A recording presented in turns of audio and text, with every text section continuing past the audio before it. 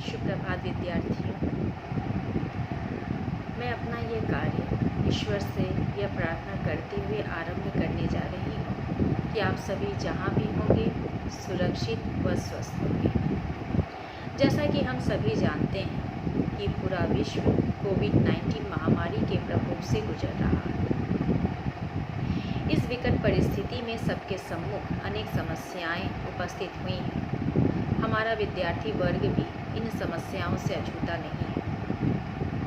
शैक्षणिक संस्थाओं के बंद होने के कारण उन्हें अपने अध्ययन कार्य में अनेक समस्याओं का सामना करना पड़ रहा है। मेरा ये वीडियो उन समस्याओं का समाधान महज मात्र है।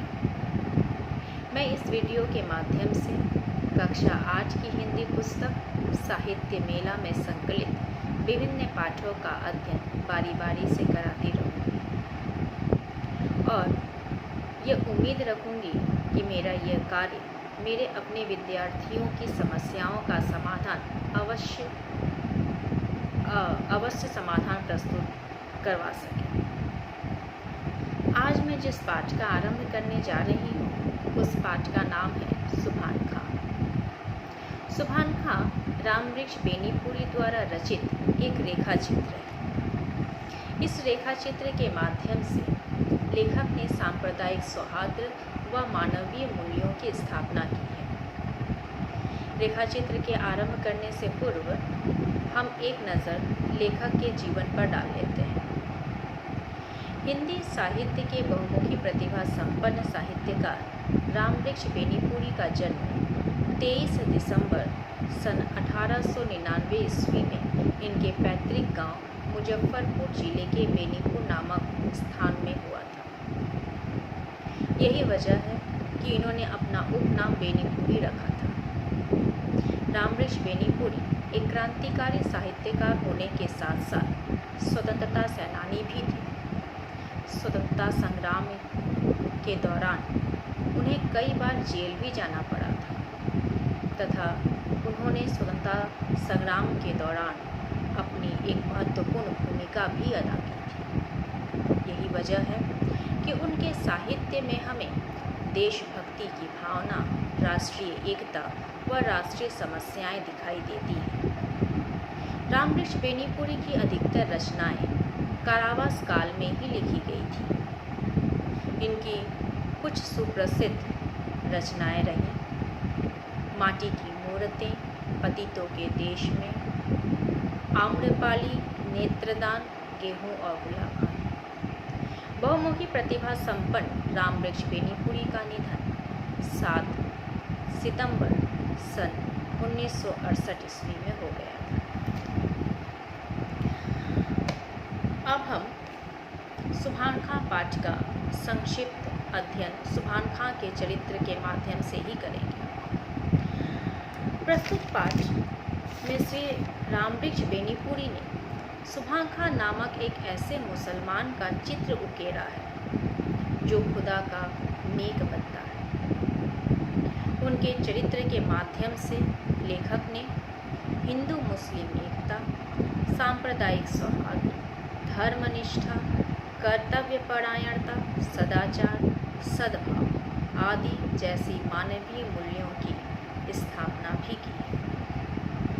लेखक ने अपने बाल्यकाल की विभिन्न घटनाओं के माध्यम से सुभान खां के उदात्त चरित्र का मूल्यांकन भी प्रस्तुत किया है। सुभान खां एक गरीब, कर्मयोगी, धर्मनिष्ठ, सहृदय मुसलमान है। पेशे से वो राजमिस्त्री हैं। अपने जीवन में उन्हें दो ही चीज़ें सबसे ज़्यादा प्रिय है, एक काम और दूसरा अल्लाह। वह एक सच्चे कर्मयोगी हैं। कर्म की वह पूजा करते हैं और अपने जीवन में उसे अपना पवित्र कर्तव्य भी समझते हैं। उनका मानना है कि जो व्यक्ति अपनी मजदूरी पूरी निष्ठा व लगन और जिम्मेदारी के साथ नहीं करता, ऐसे व्यक्ति पर अल्लाह कभी भी मेहरबान नहीं होते। वह सदैव उस व्यक्ति से नाराज़ ही रहते हैं। इस अर्थ में हमें सुभान खां के चरित्र में एक सच्चे कर्मनिष्ठ व्यक्ति के दर्शन भी होते हैं। सुभान खां अपना कार्य पूरी लगन और निष्ठा के साथ करते हैं। वह अपने कार्य की पूजा करते हैं और कभी भी अपने कार्य को अधूरा नहीं छोड़ते। इसके साथ साथ सुभान खां एक सच्चे धर्मनिष्ठ सांप्रदायिक सौहार्द प्रिय व्यक्ति है। अपने व्यस्त जीवन में प्राप्त फुर्सत में वह कभी भी अल्लाह का नाम लेना नहीं भूलते। कभी भी उन्हें फुर्सत मिलती है काम से तो वह अपने अल्लाह को याद कर लेते हैं, और जब अल्लाह से उन्हें फुर्सत मिलती है तो वह अपने काम को याद कर लेते हैं। इस प्रकार से वह अपने जीवन में कर्म और धर्म का सामंजस्य बनाए हुए चलते हैं। वह जीवन में हज करने की इच्छा रखते हैं, लेकिन वह हज कर्ज के पैसे से नहीं करना चाहते। वह कठिन मेहनत करते हैं। गरीब होने के साथ साथ बुढ़ापे में उन्हें कठिन मेहनत करना प्रिय है, क्योंकि उन्हें अपने ही जमा किए हुए पैसे से हज करना है।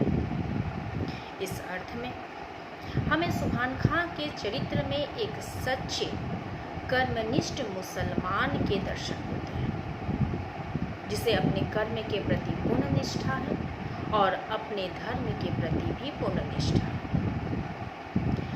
सांप्रदायिक सौहार्द इस कहानी की मूल आधारशिला है, और कहा जाए तो इस कहानी का मूल आधार बिंदु ही सांप्रदायिक सौहार्द है, जिसे लेखक ने सुभान खां के चरित्र के माध्यम से प्रस्तुत किया है। सुभान खां एक सांप्रदायिक सौहार्द प्रिय और अमन प्रिय व्यक्ति भी है। अपने गांव में वो सांप्रदायिक सौहार्द को कायम रखते हैं। कट्टर सांप्रदायिकता उन्हें छू भी नहीं गई है, और उनके हृदय में कट्टर सांप्रदायिकता की दीवार भी नहीं है। उनका हृदय अत्यंत ही कोमल और सरल है। एक और लेखक के साथ उनके बाल्यकाल में वो पूरी तरह से बालक की तरह प्रस्तुत होते हैं, तो दूसरी ही ओर गांव में आई कट्टर सांप्रदायिकता पर वह पूर्ण रूप से दृढ़ संकल्प के साथ खड़े होकर उसे दूर कर अपने ही गांव में अमन व शांति कायम करते हैं। लेखक ने सांप्रदायिक सौहार्द की भावना को सुभान खां के चरित्र के माध्यम से उद्घाटित किया है। ईद मुहर्रम के त्यौहार में सुभान खां कभी लेखक को निमंत्रण देना नहीं भूलते, और दूसरी ओर लेखक भी बड़े ही उत्साह, जोश, उमंग के साथ ताजिए में सम्मिलित होते हैं। हिंदुओं के होली दीपावली से भी सुभान खां कभी दूरी नहीं बनाते। इस प्रकार लेखक ने सुभान खां के माध्यम से धार्मिक सामंजस्य की स्थापना की है। वे धार्मिक सामंजस्य को इस कथा में भिन्न भिन्न घटनाओं के माध्यम से भी उद्घाटित किया है। जैसे सुभान खां द्वारा मस्जिद के निर्माण के समय प्रयुक्त की गई लकड़ियाँ लेखक के मामा के बगीचे से मंगवाई जाती हैं, और दूसरी ओर लेखक के मामा का मंदिर का निर्माण भी स्वयं सुभान खां अपने हाथों से करते हैं। इस प्रकार लेखक ने हिंदू मुस्लिम धार्मिक सामंजस्य को बनाए रखा है, और इसे वह सुभान खां के चरित्र के माध्यम से प्रस्तुत भी किया है। एक दूसरी अगर दृष्टि से हम देखें तो लेखक ने एक और जहां सांप्रदायिक सौहार्द की भावना को स्थापित किया है, वहां वह मानवीय मूल्यों की भी स्थापना करते हैं। सुभान खां के चरित्र में एक सच्चे मानव का चरित्र दृष्टिगोचर होता है। सुभान खां का चरित्र उदार, सदाचार और सद्भावनाओं से परिपूर्ण चरित्र है। जहाँ एक और वो अपने धर्म के प्रति आस्था रखते हैं, निष्ठा रखते हैं, वहीं वह दूसरे धर्म के प्रति आदर व सम्मान भी रखते हैं। इसका एक उदाहरण हमें इस कथा के से पता चलती है कि मस्जिद के उद्घाटन के समय गांव के सभी हिंदू व मुसलमानों को सुभान खां न्योता देते हैं। सभी के लिए उत्तम प्रबंध भी करते हैं। यहाँ तक कि हिंदुओं के खान पान की व्यवस्था के लिए वह हलवाई को बुलाते हैं, एक विशेष हलवाई का प्रबंध करते हैं। इस प्रकार से हम देखते हैं कि सुभान खां के चरित्र में उच्च मानवीय गुण पूर्ण रूप से प्रतिष्ठित है।